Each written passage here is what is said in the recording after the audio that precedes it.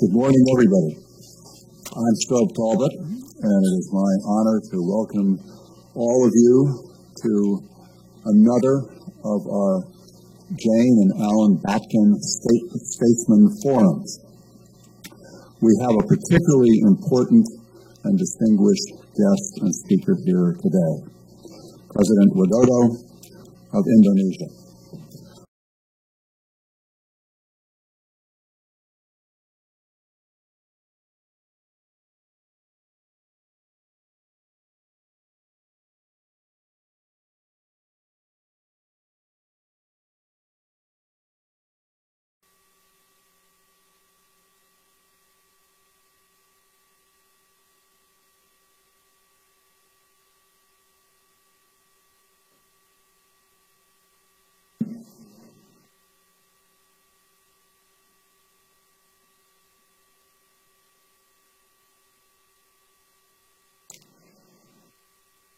Mr. President of the institution, Mr. Brad Sherman, Congressman, ladies and gentlemen, good morning. It is an honor for me to be here today on behalf of the government and people of Indonesia. I would like to thank the Brookings Institution for organizing this event today. Ladies and gentlemen, we meet here today during an ongoing downturn in the emerging markets. How do I view the emerging markets downturn, which has also hit Indonesia hard? I'm sad to see my people suffer. I regret that we, as an economy, were not ready to anticipate the fundamental change around us. But, in a way, I welcome this downturn as an opportunity. Opportunity to push through difficult, painful, long overdue reforms. We should remember the seeds of our success are often planted during the downturns. What are the reforms challenges that we in Indonesia need to tackle?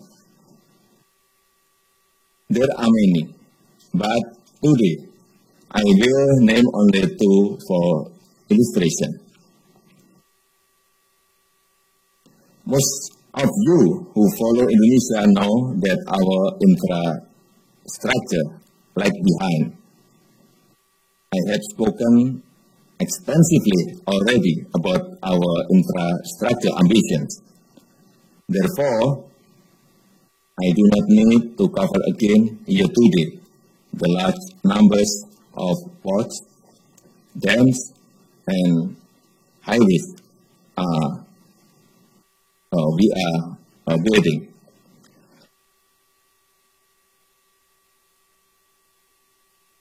I will report to you today that our infra program is now progressing very well.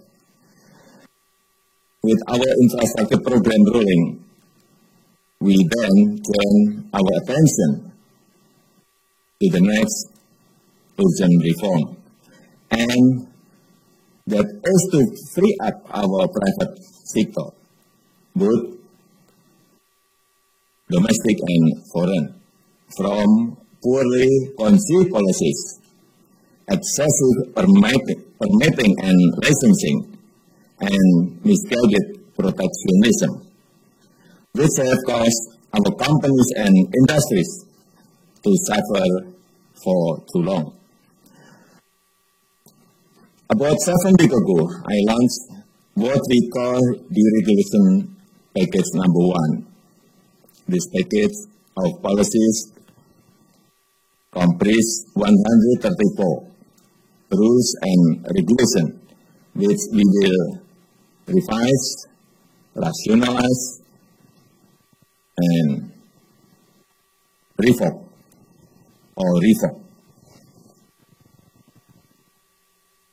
This was followed around 3 weeks ago by deregulation package number 2. And since then, we have also announced deregulation package number 3, deregulation package number 4, and deregulation package number 5. We are now working on deregulation package number 6. Ladies and gentlemen, the more we look at the system of permits, licenses, and regulations, the more we found misguided, inconsistent, and even absurd policies. Rationalization and deregulation of policies is something which we will attack with our full commitment.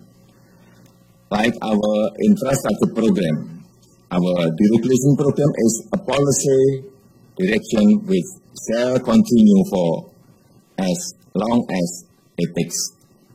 Like our infrastructure program, it will gain momentum and reach full speed in coming months.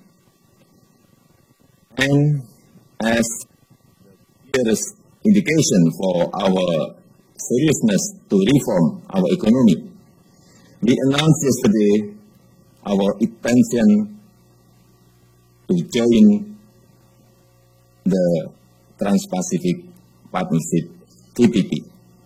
To be honest, I think President Obama was a little surprised.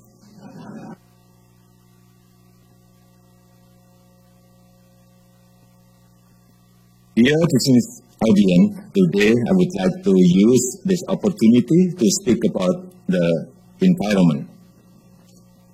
This year we are suffering forest fires across a large part of Indonesia. This is a huge challenge, but we are committed to find solution to the problem, and we will be working with our partners in the region to this end. Let me assure you that we, Indonesia, care deeply about the environment. We are a maritime nation. We have 52,000 kilometers, around 33,000 miles of coastline, which would be affected by rising ocean levels. Please understand, our ocean were suffering, and that is why earlier this year we launched a major crackdown on illegal fishing. By cracking down on illegal fishing, we pay a heavy short-term price for our economy. But I can tell you, if we had not cracked down on illegal fishing, then within 6 to 7 years, there would be no more fish in our ocean. There would be no more coral, no more marine ecosystem. You shall see a greater focus on the environment from my government going forward. We will reduce our emission. We look forward to working with all the parties at the next COP21 meeting in Paris. We are committed to preserve our forests. We will also continue our zero tolerance policy against illegal fishing. Ladies and gentlemen, in confronting our many challenges, fortunately, Indonesia has two important assets which stabilize and anchor our society. First, Islam. Second, democracy. Indonesia is the largest Muslim majority country in the world, and ours is a strongly moderate and tolerant form of Islam. We are also the third largest democracy in the world.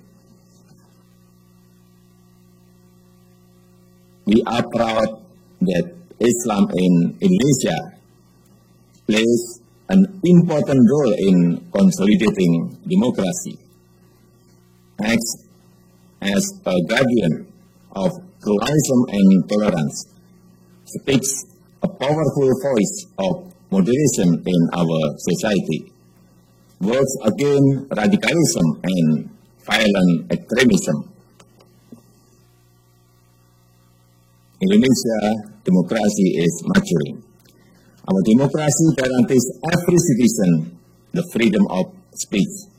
By the way, freedom after the speech is also guaranteed.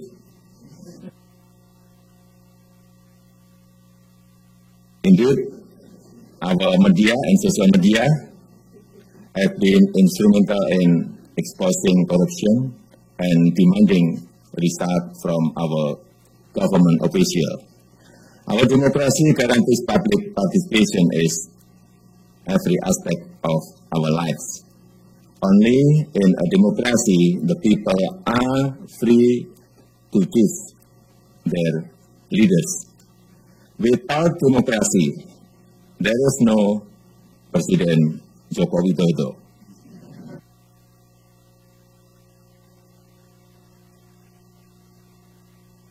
You can click.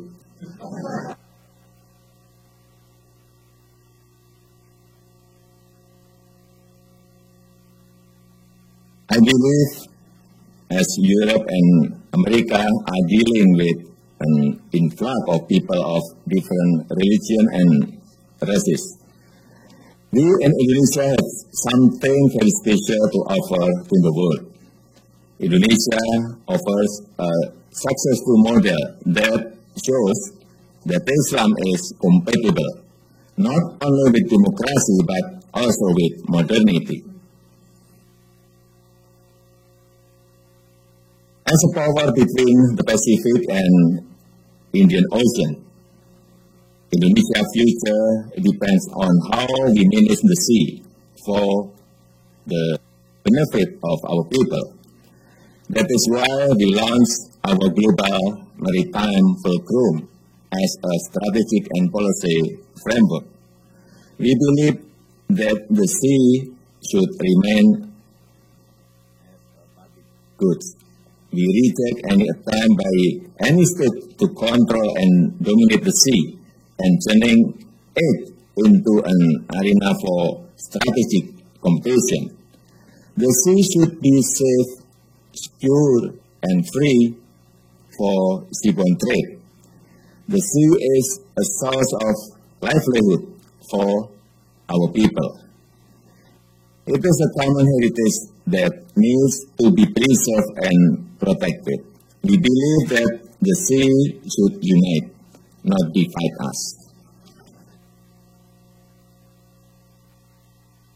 Development in the South China Sea also capture our attention. Tensions in the area must be diffused through peaceful means, especially based on UNCLOS. Indonesia is not a party to the dispute, but we have legitimate interest in peace and stability there. That is why we call our parties to exercise restraint and refrain from taking action that could undermine trust and confidence and put at risk the peace and stability of the region.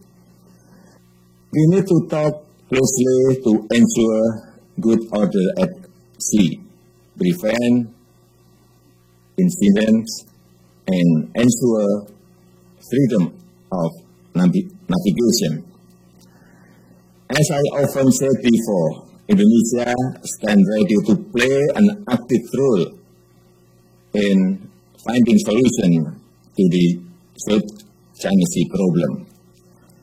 We believe it is time for ASEAN and China to start discussing the element of the Code of Conduct, COC, in the South China Sea.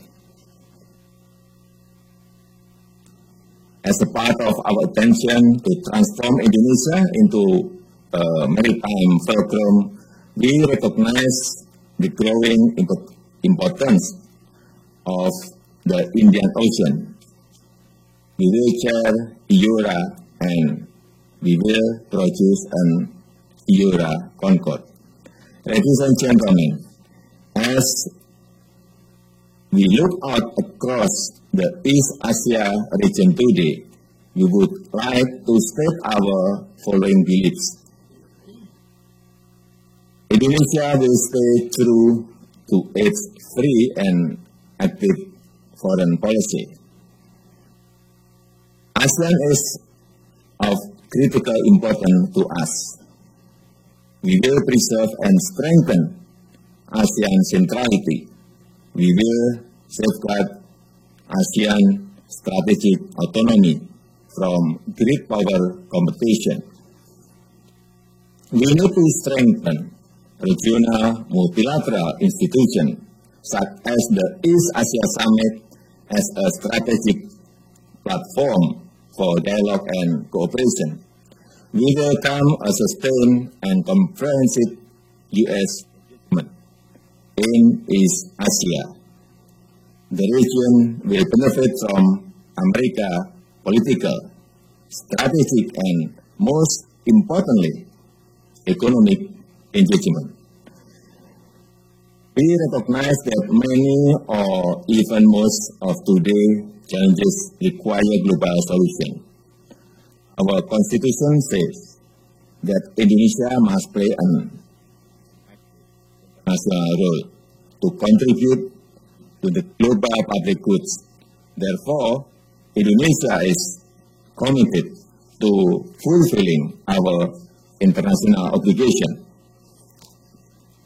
For example, we are aiming to increase our participation in peacekeeping operations. We hope to contribute 4,000 troops by 2019. Ladies and gentlemen, this is where it becomes critical for both the United States and Indonesia to work together to achieve three things. During this visit, President Obama and I have launched a new platform, a partnership that covers economy, security, environment, technology, and counter-terrorism. Under this platform, both countries can convey genuine strategic interest and strategic concern in clear and strategic manner. This platform will elevate our bilateral relationship into the next level, strategic level. Ladies and gentlemen, there is one bright spot. When I look at today's young generation, I become highly optimistic. They are getting it right. They are on social media, Facebook, Twitter, Instagram. Also have our own champion in Indonesia, companies like Kaskus, Gojek, Tokopedia. That is why I was planning to go that paragon of American future, Silicon Valley. Ladies and gentlemen, distinguished audience, in conclusion, please take another look at Indonesia. Things are changing very fast. We are not going away. We are not becoming inward looking. Our interest in regional and international engagement remains as strong as ever and will be stronger in the years to come. Our foreign policy will continue to reflect both our national interests and our international obligation. We will bring prosperity to the Indonesian people. We will work with our partners to bring peace to the Asia Pacific. We will fulfill our obligation to create better world. This is our strategic responsibility to the Indonesian people, to the region, and to the world. Thank you.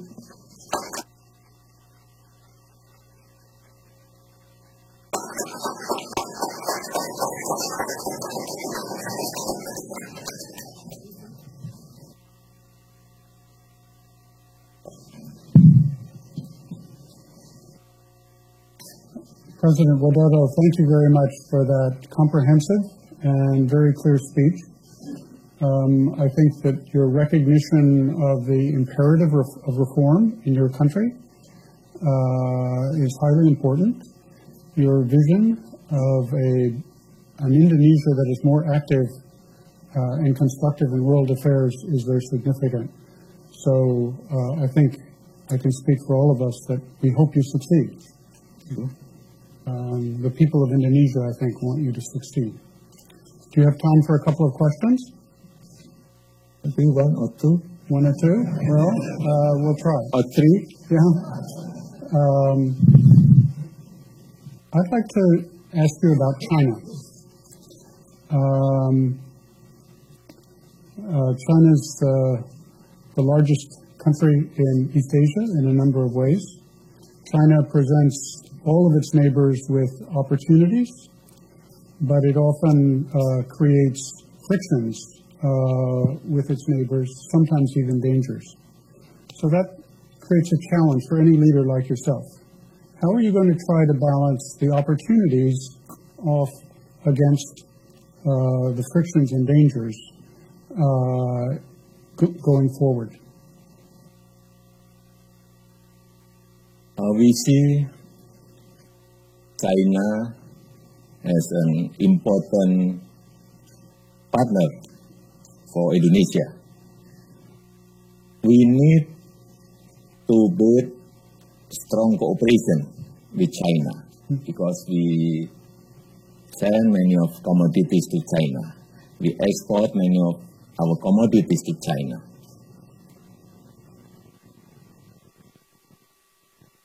We also see other countries such as United States, Russia, Japan,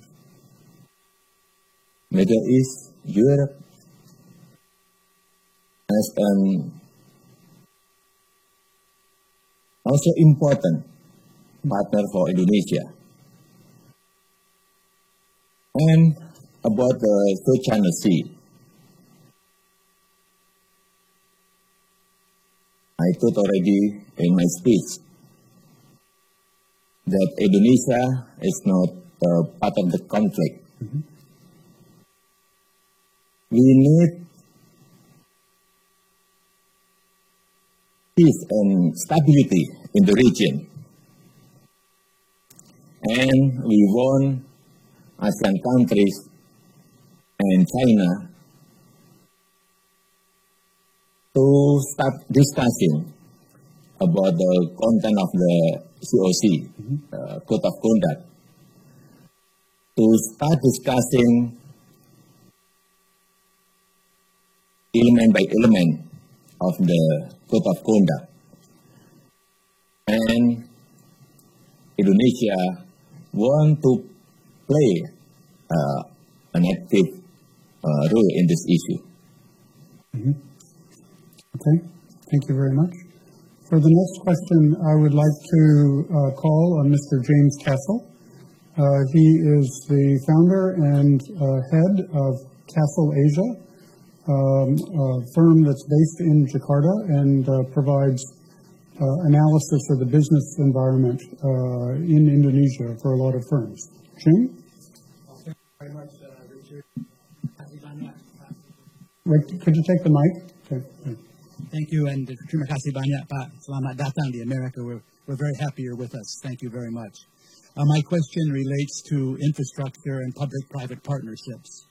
In your talk, you mentioned the progress that you've been making over the past year, and one of the obstacles to that progress is lack of adequate financing, and one of the solutions is public-private partnerships. These have been slow in forming. The previous government talked about them, but not many were forthcoming. Do you have any advice as to how the private sector, both domestic in Indonesia and internationally, particularly America, can play a more constructive role in Indonesia's infrastructure program?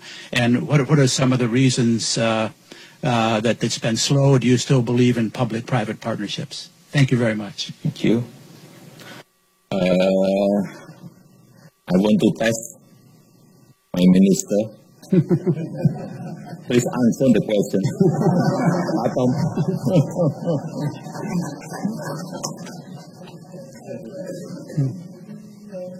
But don't speak longer than my speech. Thank you, Mr. President, Mr. Talbot, Congressman Sherman, ladies and gentlemen. So, Jim, I think the answer is very much that we absolutely believe in public-private partnership. I think, as the President pointed out, it's only been 1 year. And as many of you know, it's been a very busy year, very eventful, admittedly, sometimes a bit bumpy, but absolutely. I myself, as a trade minister, and I should explain a little bit, in our country, my trade ministry is kind of like a combination of, in the U.S., the Commerce Department and USTR. So I should cover a lot of domestic commerce. And as such, I travel around the country quite a lot to kind of visit regional markets, village markets, and so on, looking at the domestic commerce. And a lot of times I'm surprised. I run into a reservoir that's under construction, or I run into a power plant, like even a micro one. And the point I'm getting to is basically that I was personally quite surprised, pleasantly surprised by the progress being made on the infrastructure program. It's probably something that we're not conveying much or sufficiently, but really I was quite surprised. I think the reservoirs in particular, there's 16 under construction right now, 65 in total in President Jokowi's program, and just one got switched on a couple of weeks ago in Jati Gede. Is going to irrigate 90,000 hectares of rice paddy. And as many of you might be aware, without irrigation, rice paddy can only be harvested once a year. With irrigation, it can be harvested twice a year. Right? So, another one in West Java also, like the Jati Gede, was under construction from Korean contractors. And I saw on the billboard, it's actually a PPP, seems like, between the government of Indonesia and the Korea Exim Bank. So if Congressman Sherman has some positive news about the reactivation of the U.S. Exim Bank, to me that's very exciting news. And also you explain about the overall plan in Batang. This is also PPP. That's right. So indeed, tough. Without running over my time limit. Yes, so Batang Power Station is a PPP. It's designed to be the largest coal-fired power station in Southeast Asia once it's completed. And some of the principals are actually here with us, so perhaps after the event you can discuss with them. But again, it was a project that was stuck for many, many years, and once again, President Jokowi's specialty, things which people say are impossible, like he just gets in there, hands-on, into the field, and lo and behold, it can be done. So, and that's a huge PPP actually. I think it's more than $3 or $4 billion. But as the president always says, these things take time. They take a process. But personally, many of you know I come from a finance background, so I'm very much a numbers guy. Okay. And the way I look at the program is it goes from 2 to 4, 4 to 8, 8 to 16, 16 to 32, 30 to 64. So these things tend to be slow to gain momentum, but once they do, the snowballing, the magic of compounding can be quite stunning. So it's certainly something that the economy, I believe, can look forward to. Thank you, Mr. President. Thank you very much, Minister. Mr. President, I was impressed with this exchange at how good a chief executive you are. You know how to delegate responsibility without giving up power. For the next question, I would like to call on Ambassador David Merrill. He previously served the United States in the Republic of Indonesia. The mic's coming. David, it's very nice to have you with us. Mr. President, your administration has emphasized the importance of people-to-people relations, including close relationships between you and your own people, as well as a people-to-people dimension as part of your global diplomacy. As you seek ways to strengthen the U.S.-Indonesia, or I should say Indonesia-U.S. strategic partnership over the next 5 years, what role do you see for the greater participation by civil society groups in both countries? Thank you. I want to ask again my minister, foreign minister. Please answer. Thank you very much, Mr. President. Hopefully that I will be able to pass the standard of the President to explain to you about to respond to David's question about the track 2. Mr. President, David and I is already working together for years in developing the participation of the track 2 in strengthening, in our effort to strengthening the bilateral relation with the U.S. As a modern and democratic country, I think it is almost impossible to set aside the track 2 in our undertaking. That is, of course, including in our effort in strengthening cooperation with the United States. If you look at the Indonesia-United States relation, we recall that in 2010, we developed the strategic partnership in which the track 2, including or especially on the education, contributed a lot in our effort to strengthen the bilateral relation. Now, as the President mentioned, and yesterday in the conversation with President Obama, two presidents agreed to bring the bilateral relation into a higher level by having the strategic partnership.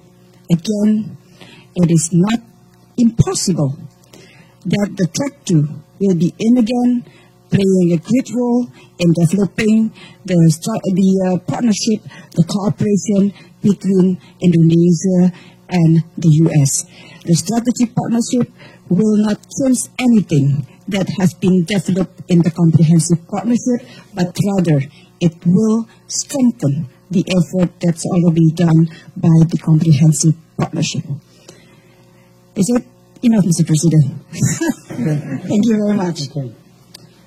I should have mentioned that Ambassador Merrill is also the president of the U.S.-Indonesia Society and making a major contribution in Washington, D.C. to an understanding of your country. I understand, Mr. President, that my main responsibility as moderator is to make sure that you leave for your next function on time. And I will fulfill that obligation. But I did want to say just one thing in conclusion. I was very struck with what you said about Islam being compatible with democracy, Islam being compatible with modernization. I think these are very important insights, and they are important not just in Indonesia, but around the world. But the future of democracy will be much better served and have much greater promise if Indonesia succeeds. And so we wish you all the best in your effort to ensure that Indonesia is a strong and successful Muslim democracy. Please join me in thanking President